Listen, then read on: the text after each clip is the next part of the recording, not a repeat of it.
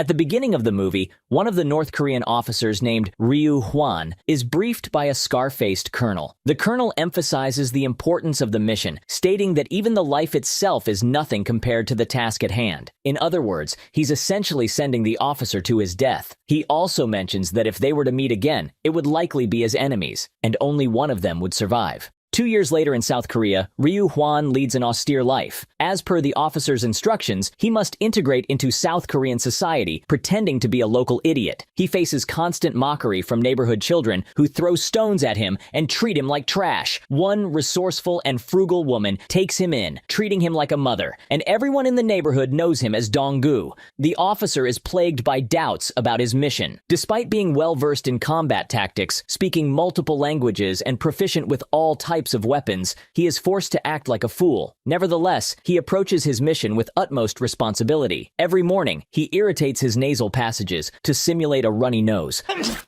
Snot mark completed. Clumsily tumbles down the stairs, pretending to be awkward. He works at the woman's kiosk, and the kids regularly steal soy sausages from him, thinking he doesn't notice. But Dong-gu remembers everything and keeps track of the stolen snacks. A local lady of the night also frequently visits the shop. Her charms throw him off guard, and he struggles to maintain composure when she appears with a revealing neckline. Calm down. Don't look at it. That's a mere feeding. It means to the babies. I asked for the cigarette. You can get killed wearing like that in the public, bitch. For his work, he receives a modest salary that he keeps in a tin can from a Chupa Chups lollipop. He is ecstatic that he managed to save 200,000 won during his mission, possibly returning to North Korea as a millionaire and buying an apartment. For reference, this amount is equivalent to $140. Dong-gu is known among the locals as a harmless simp. However, he has managed to study the habits and peculiarities of all the residents in the area. He is particularly fond of a girl named Yu-ran, who is friendly towards him and even seems to have some affection for him. Yun, 22,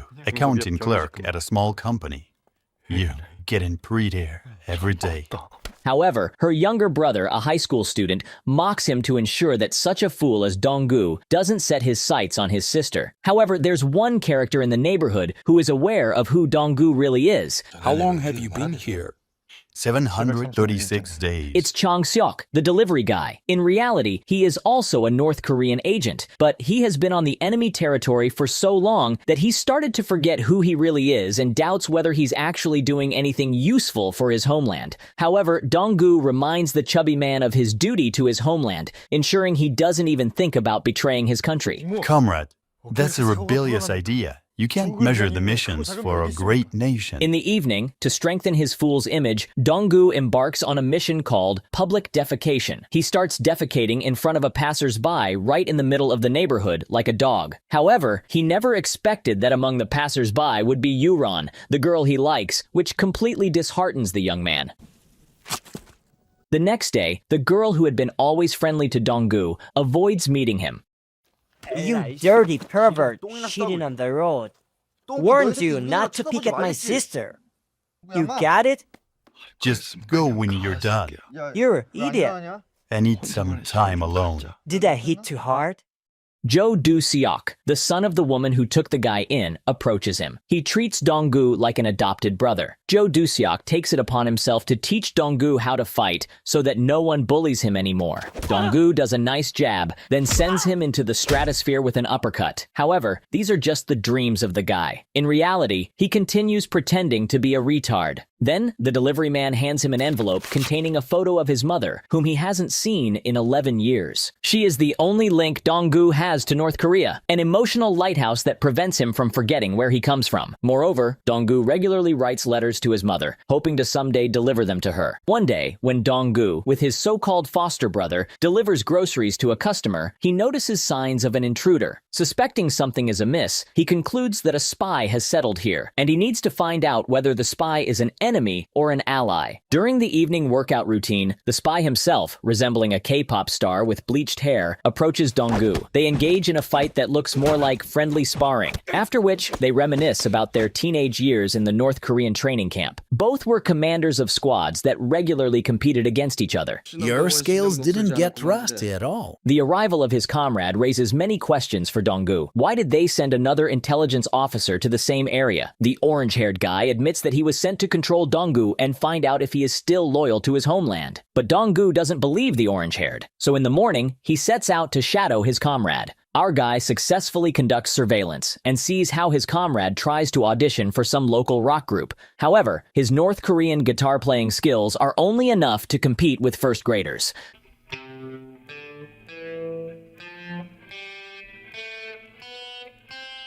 Amid other contestants, he looks, to put it mildly, unpresentable. I wasn't expecting that guys in the South surely can sing and play. After the audition, in a conversation with Dong-gu, the orange-haired confesses that his mission is simply to blend in with the crowd, pretending to be a rock star. Dong-gu is puzzled, wondering why he has the task of portraying a fool everyone walks over, while his comrade gets such a prestigious legend. In the evening, Dong-gu is awakened by intense knocking at the door. It's one of the boys who constantly bullies him. The boy, in tears, asks Dong-gu to help find his missing brother. The whole neighborhood is already searching for the lost child. Using his skills, Dong-gu quickly picks up the trail. Juvenile diabetes should reduce the sweets.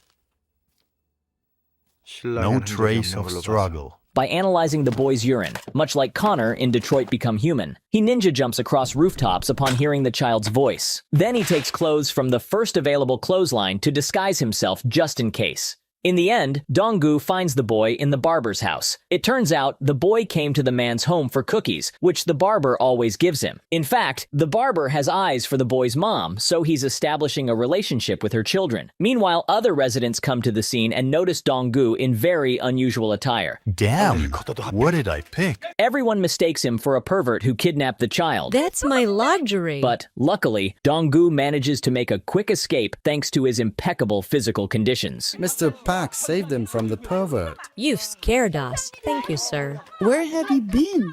The next day, the South Korean Special Service interrogates the North Korean spy. He tells them that 16 years ago, a special Squad 54 was created, consisting of the best soldiers able to fight to the last. They were selected from tens of thousands of North Korean soldiers to form a unit for infiltrating South Korea. These sleeper agents are ready to execute any order from their homeland at any moment. Then the delivery man comes to Dong-gu. He informs the guy that his mission is over, and he is returning to his homeland after 16 years in South Korea. However, he asks Dong-gu to give him a gun because his entire family in North Korea was arrested while attempting to escape to China. He plans to kill a couple of South Korean officials and then self-destruct, hoping that there's a chance his family will be spared if he does so. Dong-gu orders him to maintain his composure before their homeland and refrain from doing anything foolish. It's an order from the lieutenant. This would be the better way to save your family. Do not tinker with the situation. He hands him a gun, but it turns out to be unloaded. Then the guy dismisses the chubby man, saying, Stay loyal to the Republic till the minute you die. Try hardest to survive and return home. That's the only way to meet your family again, if they're still alive. Even if you end up having their reunion in prison. Meanwhile, an unknown spy kills the North Korean prisoner who revealed the information about Squad 54 to South Korean intelligence. As a result, the South Korean authorities decide to create a special unit to deal with Squad 54. In the evening, Dong-gu writes another letter to his mother, confessing that he may not return to North Korea alive. He adds it to the pile of other unsent letters. A stranger points a gun at his head. Dong-gu asks, Do you know who you are aiming at? He inquires about the man's unit, but the stranger remains silent. It turns out to be the same shooter who killed the betrayer a few hours earlier. Then he says he came to test Dong-gu's loyalty to North Korea and then escapes. Dong-gu tries to catch the man, but after a long chase across the roofs of low-rise buildings, the mysterious stranger manages to disappear. The local lady of the night notices Dong-gu on the roof and invites him to have some fun. Dong-gu entertains the tipsy girl on a carousel, and then, with tears in her eyes, she tells him about her difficult life. My real name is Ha Chum-nan. Let's get this over quick. At 18, she gave birth to a child, whom her parents gave up for adoption in the United States. She misses him. Dong-gu takes the drunk girl home, then tells the rock star wannabe about the encounter with the mysterious stranger. However, the guy is not overly concerned about it. On the way home, Dong-gu notices that he is being followed by the same stranger. Outsmarting his pursuer, Dong-gu manages to catch him off guard. It turns out that this stranger is a former subordinate of Dong-gu. He joined the squad as a little boy and always admired his commander. I respect you, Comrade Captain. His name is Hae-jin. However, attempts to talk to him are unsuccessful, You are assigned to here? and the young man escapes from Dong-gu again. All these unexpected encounters unsettle Dong-gu because, for the first time in many years, he has encountered two other North Korean intelligence officers. The next morning, Dong-gu meets Hae-jin again. The young man is in South Korea undercover as a high school student. His mission is to establish friendly relations with Yuran's brother, the one who constantly bullies Dong-gu to prevent him from looking at his sister. In the evening, while ambushing the schoolboy, Dong-gu tries again to find out about his goals in South Korea. He says he must replace Seo Sang-gu, the chubby guy disguised as a delivery man. They witness the blatant advances of Yuran's employer, leaving no room for subtlety, insinuating an intimate connection. Dong-gu asks the schoolboy to intervene, but he refuses and only criticizes the captain for getting attached to the local residents. Go and help her. She must not see me. Why should I help that South girl? Are you by any chance worried about her? Then Dong-gu says, No, it's not for her. She is Yoo-jun's sister. You need to win family's heart to get his trust. they kidnap the man and dress him in the clothes Dong-gu wore when he was mistaken for a pervert while looking for the missing boy. They blackmail the man, threatening to expose the photos online if he continues to harass Yuran. The next morning, the three secret agents spend a cheerful time on the roof of the store where Dong-gu works. Suddenly, they notice a conflict between the woman who took him in and local thugs. They threaten the woman that if she buys from other suppliers, her store will have big problems. Dong-gu can't stand idly by and intervenes in the conflict without breaking his foolish image. He redirects the aggression towards himself. Then the thug shoves the woman, but Dong-gu manages to soften her fall. He's ready to step into the fight, but the woman stops him. Don't. Stay out of trouble. Don't swing your fist. These words make him uneasy. He realizes that she might understand that he's just pretending to be an idiot. In the evening, her son returns from work and intends to find the thugs. He's a police intern, so he's determined. Dong-gu comes to the schoolboy at the gas station where he works as an attendant and asks for help to free his so-called stepbrother. The thugs grabbed him when he tried to deal with them. The schoolboy effortlessly deals with the thugs.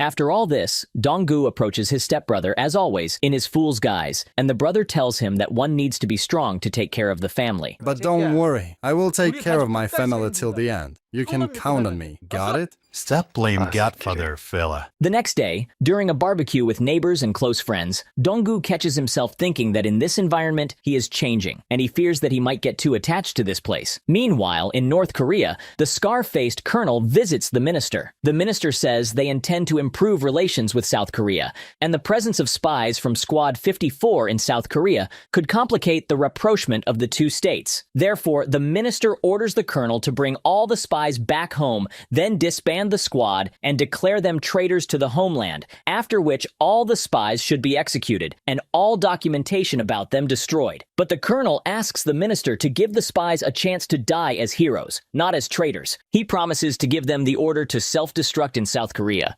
Are you sure about that? I will kill them all myself in case of any contumacy. Dong-gu enjoys his carefree life in South Korea, but it comes to an end when he receives a message on his pager with an order to self-destruct.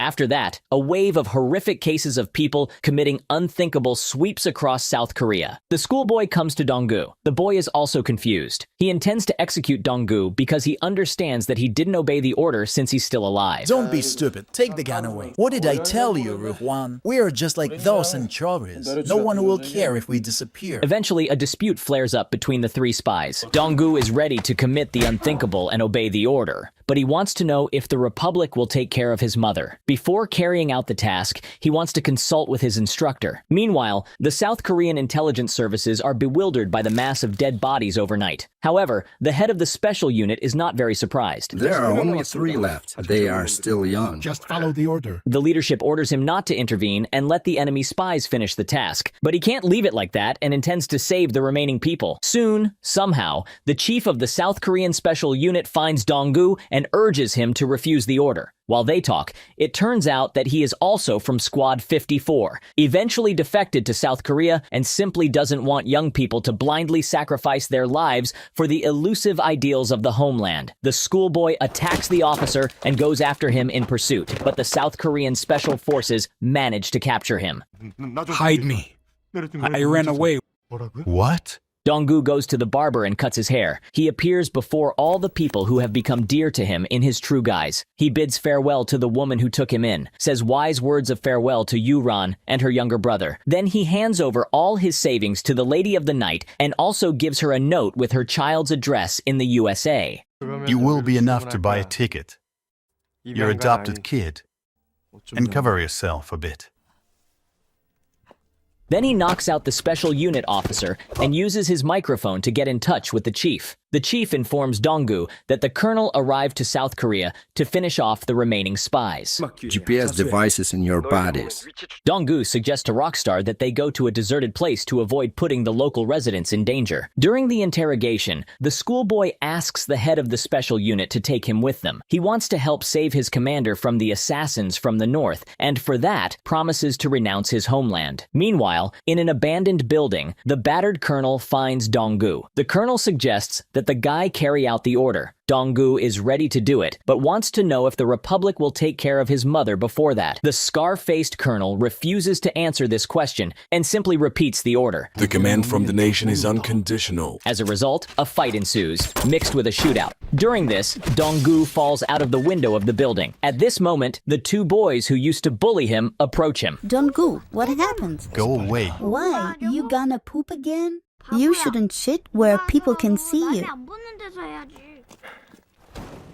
At this moment, the rock star arrives just in time in a Korean car and takes away Dong-gu with the kids. They drop off the kids near their home and head to the agreed-upon place, another abandoned building. Dong-gu had previously met the fat courier and asked him to bring weapons from his house here. In the building, the courier hands them a bag, but inside, they find bricks. They realize that the fat guy is not on their side. Then the courier confesses that his true mission is to keep an eye on the spies so that they don't betray the Republic. You know, I was sure. Now it's proved right as you betray the nation. Let me introduce myself. I'm a professor of political philosophy at University Kim Il-sung, Susan-hook. His personal henchmen arrive, and a fight begins. During the brawl, Dong-gu learns from the fat man that when a spy is sent on a mission, his relatives are immediately thrown into prison. Since Dong-gu didn't obey the order to kill himself, his mother was executed. At that moment, the scarred colonel with his assistant arrive at the scene. Also, the South Korean Special Forces show up. The schoolboy, who they eventually took with them, escapes from the car and eliminates several North Korean snipers to save his captain. All the snipers are eliminated. Go save the captain, quickly! The Rockstar and Dong-gu climb onto the roof, attempting to escape from the crumpled colonel. However, he catches up with them together with his men. The fight continues on the roof. While the Rockstar deals with the colonel's men, Dong-gu goes one-on-one with the scar-faced villain. However, the rumpled colonel surpasses his protege in combat, and when he is about to finish the boy, the South Korean Special Forces appear on the roof. The schoolboy, disguised as a Special Forces operative, shoots the battered colonel, who pulls out a grenade to blow himself up together with the remaining spies. However, the Rockstar sacrifices himself. He grabs the colonel, and they both fall from the roof of the building. The schoolboy runs up to his commander and tries to protect him. He is not willing to surrender. Overwhelmed by grief due to the loss of his mother, Wake up! Get to your senses!